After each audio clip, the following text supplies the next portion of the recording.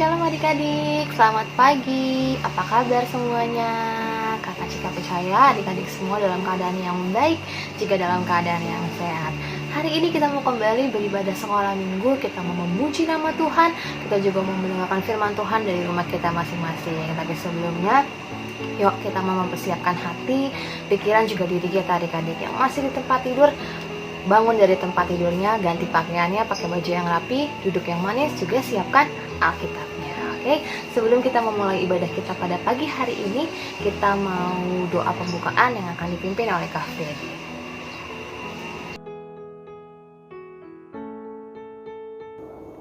Nah adik-adik, sekarang kita mau berdoa, lipat tangannya, tutup matanya, kita satu dalam doa. Tuhan Allah Bapa kami yang bertata muka yang surga, kembali kami mengucap syukur kepadamu Bapa, karena di pagi hari yang indah ini Engkau masih memberikan kesempatan kepada kami Bapa. Sebentar kami akan memulai ibadah kami akan memuji, memuliakan nama Tuhan, dan juga kami nanti akan mendengarkan firman Tuhan. Sertai kami Tuhan dari awal, pertengahan, hingga akhirnya Bapa. Biarlah ibadah kami ini boleh menjadi ibadah yang berkenan di hadapan Tuhan. Terima kasih Bapa, terima kasih Tuhan Yesus, haleluya, amin.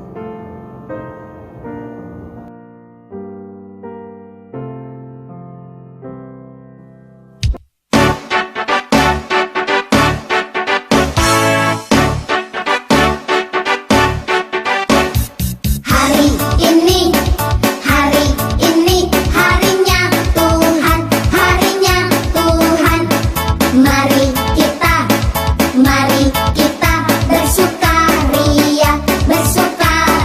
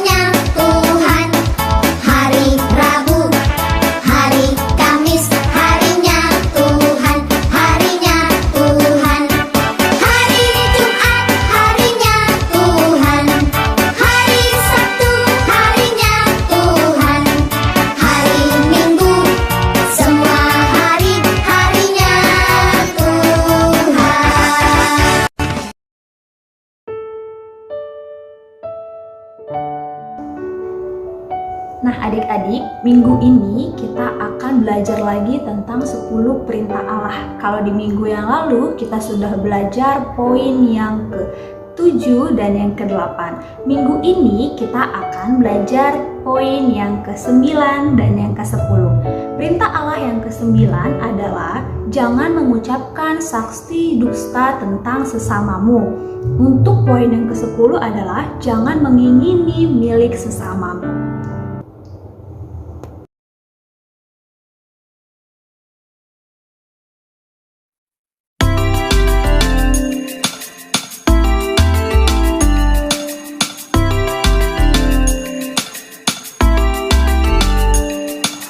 Kuat-kuat yang terkuat, hebat-hebat yang terhebat, besar-besar yang terbesar, itulah Tuhan Yesusku.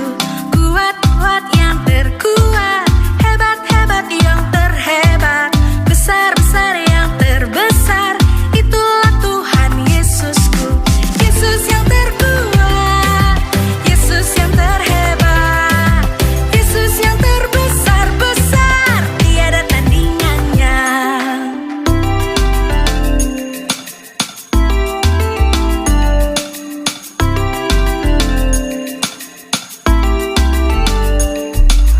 Kuat-kuat yang terkuat, hebat-hebat yang terhebat, besar-besar yang terbesar, itulah Tuhan Yesusku. Kuat-kuat yang terkuat, hebat-hebat yang terhebat, besar-besar yang terbesar, itulah Tuhan Yesusku. Yesus yang terkuat, Yesus yang terhebat, Yesus yang terbesar-besar, tiada tandingannya. Yesus yang terkuat, Yesus yang terhebat, Yesus yang terbesar-besar, tiada tandingannya.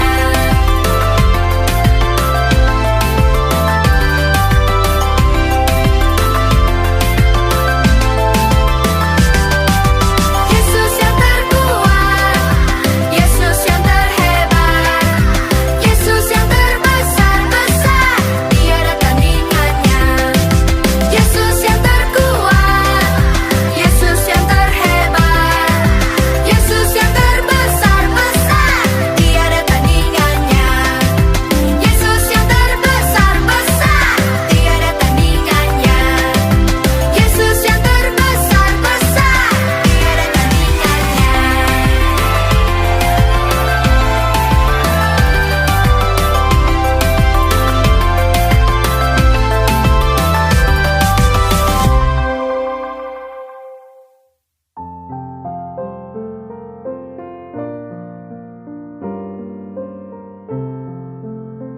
Aku percaya kepada Allah Bapa yang Maha Kuasa, Khalik langit dan bumi, dan kepada Yesus Kristus anaknya yang tunggal Tuhan kita, yang dikandung daripada Roh Kudus, lahir dari anak darah Maria, yang menderita di bawah pemerintahan Pontius Pilatus, disalibkan, mati dan dikuburkan, turun ke dalam kerajaan maut. Pada hari yang ketiga, bangkit pula dari antara orang mati, naik ke surga, duduk di sebelah kanan Allah Bapa yang Maha Kuasa, dan akan datang dari sana untuk menghakimi orang yang hidup dan mati. Aku percaya kepada Roh Kudus, gereja yang kudus dan am, persekutuan orang kudus, pengampunan dosa, kebangkitan daging, dan hidup yang kekal.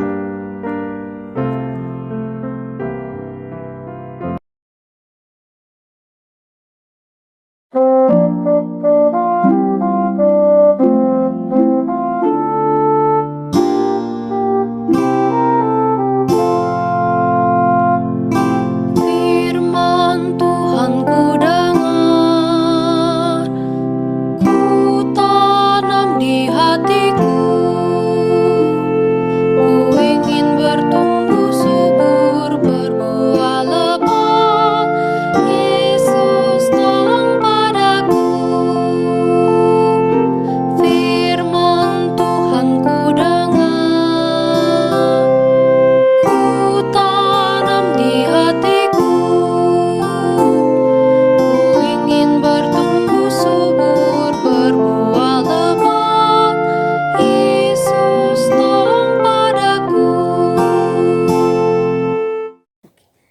Shalom adik-adik, selamat hari Minggu semua. Sekarang kita mau siapkan hati kita untuk kita akan mendengarkan kebenaran dari firman Tuhan. Yuk sama-sama kita mau lipat tangan, kita mau berdoa. Tuhan Yesus, selamat pagi. Terima kasih Tuhan kalau hari ini kami boleh berkumpul kembali bersama-sama. Kalau kami sudah memuji Tuhan, tiba saatnya kami akan mendengarkan kebenaran dari firman-Mu. Biar firman yang boleh kami dengar, boleh kami lakukan dalam kehidupan kami sehari-hari. Biarlah Bapa, kami boleh menjadi pelaku-pelaku firman dan kami boleh menjadi surat Kristus yang terbuka. Terima kasih Tuhan Yesus, hanya ke dalam nama-Mu kami siap untuk mendengarkan firman Tuhan. Haleluya, amin. Amin. Halo adik-adik remaja, apa kabar semua? Kakak harap semua dalam keadaan baik-baik aja ya. Yuk adik-adik, sekarang kita mau membahas firman. KPT mau ajak kalian hari ini kita mau ngebahas temanya tentang pelayanan setia Paulus. Tentang sosok Bapak Paulus. Siapa yang gak kenal Bapak Paulus di sini? Pasti semuanya sudah kenal ya. Yuk, kita mau buka Alkitab kita. Kita mau buka Alkitab kita dari Kisah Para Rasul 28. Kisah Para Rasul. Kisah 28. Ayat 11 sampai 16. Sebenarnya itu kalau adik-adik mau baca bisa 11 sampai 31 ya, tapi kita fokus di ayat 11 sampai 16. Bagaimana Paulus tiba di Roma? Kita baca sama-sama. 3 bulan kemudian kami berangkat dari situ naik sebuah kapal dari Alexandria yang selama musim dingin berlabuh di pulau itu. Kapal itu memakai lambang Dioskuri. Kami singgah di Sirakusa dan tinggal di situ 3 hari lamanya. Dari situ kami menyusuri pantai lalu sampai ke Regium. Sehari kemudian bertiuplah angin selatan dan pada hari kedua sampailah kami di Puteoli. Dari situ kami berjumpa dengan anggota-anggota jemaat dan atas undangan mereka kami tinggal 7 hari bersama-sama mereka. Sesudah itu kami berangkat ke Roma. Saudara-saudara yang di sana telah mendengar tentang hal ihwal kami dan mereka datang menjumpai kami sampai ke forum Appius dan Tres Tarbene. Ketika Paulus melihat mereka, ia mengucap syukur kepada Allah, lalu kuatlah hatinya. Setelah kami tiba di Roma, Paulus diperbolehkan tinggal dalam rumah sendiri bersama-sama seorang prajurit yang mengawalnya. Nah, adik-adik, kita sudah membaca kebenaran firman Tuhan bagaimana Paulus tiba di Roma. Sebelum KPT membahas adalah lebih jauh lagi, sorry ya kakak batuk-batuk. Kita membahas bagaimana seorang Bapak Paulus. Bapak Paulus itu adik-adik, dia itu ternyata warga negara Roma. Bapak Paulus itu adalah warga negara Roma. Ketika Bapak Paulus menuju pulang ke Roma, sebenarnya Bapak Paulus itu kalau adik-adik boleh baca mulai dari ayat di atasnya, Bapak Paulus sedang dalam tawanan, ada hukuman yang sedang diberikan kepada Bapak Paulus. Nah,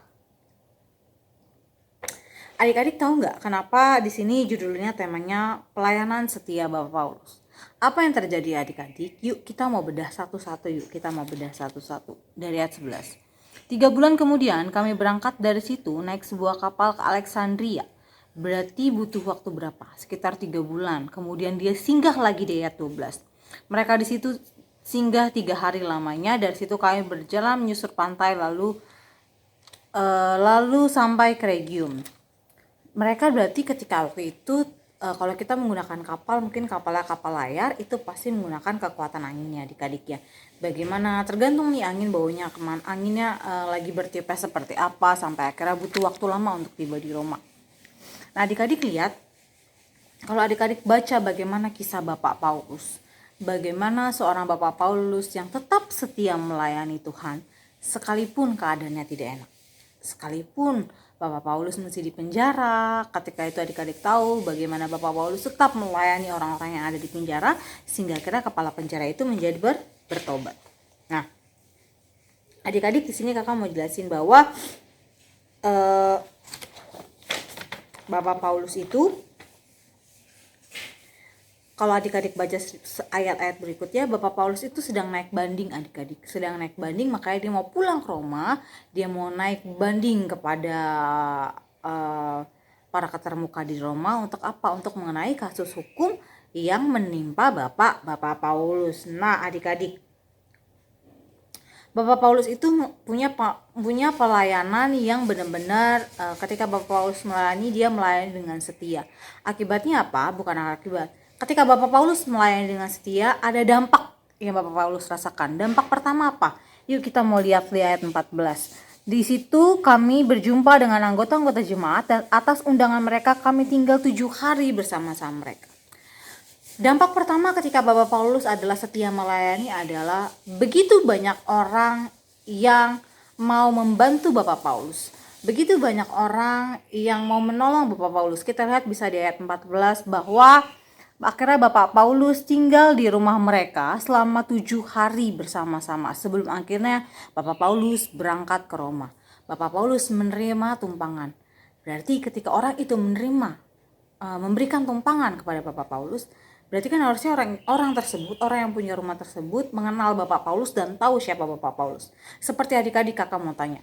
Ketika adik-adik memberikan tumpangan untuk seseorang, biasanya kemungkinan adik-adik pasti kenal orang itu ya kan. Gak mungkin ada orang asing, adik-adik tiba-tiba ajak atau yuk main, kalau adik-adik gak kenal, itu biasanya jarang. Nah, poin yang kedua itu adalah adik-adik lihat, ketika Bapak Paulus di ayat 15, saudara-saudara sana telah mendengar hal ihwal kami dan mereka menjumpai kami sampai ke forum Appius Tres Tarbini. Ketika Paulus melihat mereka, ia mengucap syukur kepada Allah, lalu kuatlah hatinya. Adik-adik, ternyata ketika Bapak Paulus mengalami keadaan masalah, Bapak Paulus pun bergumul dalam hatinya.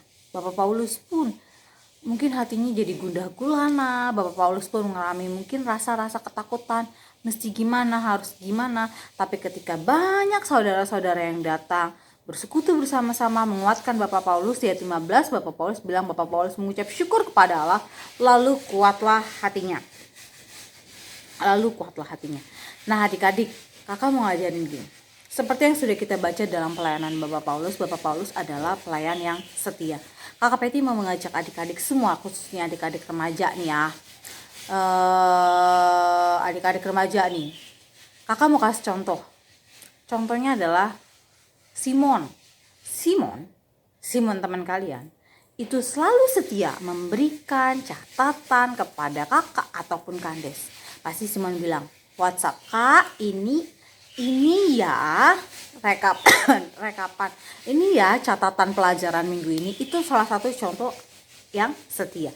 Kakak berharap anak-anak remaja juga melakukan hal yang sama, setia, supaya kakak Peti, kakak Andes, dan kakak-kakak yang lain tahu, oh ternyata adik-adik masih setia untuk mengikuti ibadah sekalipun secara online. Kakak tahu pasti kalian bosannya luar biasa, dan pasti mungkin ketika kalian ibadah YouTube pasti kalian ngalamin ada mungkin tiba-tiba adiknya datang atau ada suara yang akhirnya membuat kalian tidak konsentrasi. Tapi seperti yang sudah Bapak Paulus lakukan, kita belajar setia dalam pelayanan. Setialah adik-adik untuk tetap beribadah sekolah minggu, sekalipun keadaannya gak enak.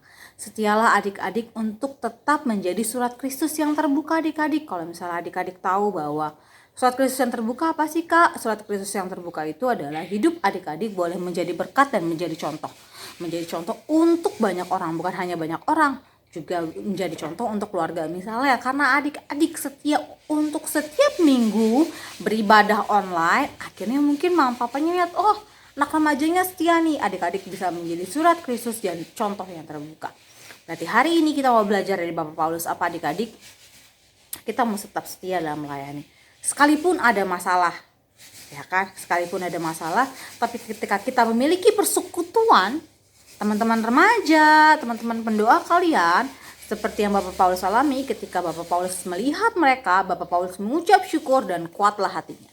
Ketika adik-adik menghadapi masalah, pilihlah, makanya KP selalu bilang, pilihlah pergaulan yang baik. Karena kenapa adik-adik? Ketika kalian memilih pergaulan yang baik, ketika kalian ada di titik satu masalah, ketika kalian ngadepin hal yang stuck nih ibaratnya, ketika kalian punya teman-teman yang baik, mereka akan mendukung kalian, membawa kalian menjadi lebih dekat kepada Tuhan.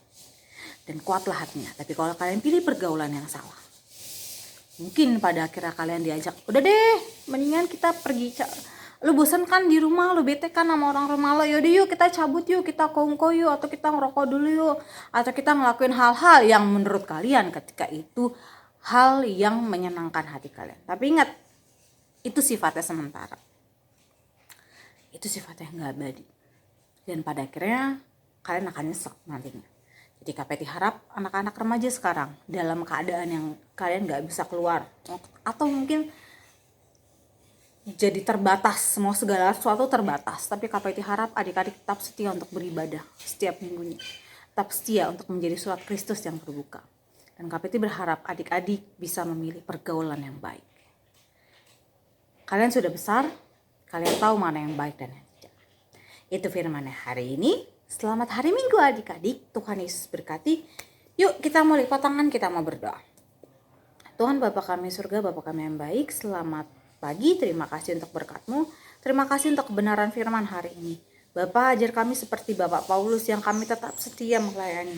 Walaupun kadang di depan kami ada masalah atau keadaan yang gak enak, tapi biarlah kami juga tetap setia beribadah secara online. Kami berdoa untuk bangsa dan negara kami, biarlah vaksin boleh terus berjalan, sehingga Bapak, kalau Tuhan izinkan negara kami, bangsa kami Indonesia boleh pulih. Berdoa untuk adik-adik remaja yang mungkin akan menghadapi UAS, Bapak, di bulan-bulan ini atau bulan depan, Kau berikan hikmat, berikan kepintaran, berikan kesehatan, biarlah mereka boleh melaksanakan UAS secara online dengan baik. Kalau nanti juga mungkin ada sebagian anak-anak remaja kami yang sedang mencari sekolah untuk SMA, Tuhan Yesus memberkati, biar SMA yang terbaik yang mereka inginkan, Tuhan Yesus boleh berikan juga berkat. Tuhan Yesus cukupkan segala biaya yang dibutuhkan kepada mama, papa, terus berikan kesehatan. Biarlah Bapak, hari ini kalian boleh terus mengandalkan Tuhan dalam banyak hal, dalam banyak kesempatan. Ajar kalian boleh mengerti apa yang mau Tuhan izinkan lakukan dalam hidup kami. Terima kasih Tuhan, terima kasih Bapa yang baik. Biar hanya ke dalam nama-Mu kami telah berdoa dan mengucap syukur. Haleluya, amin. Amin adik-adik, selamat hari Minggu. Tuhan Yesus memberkati. Bye-bye.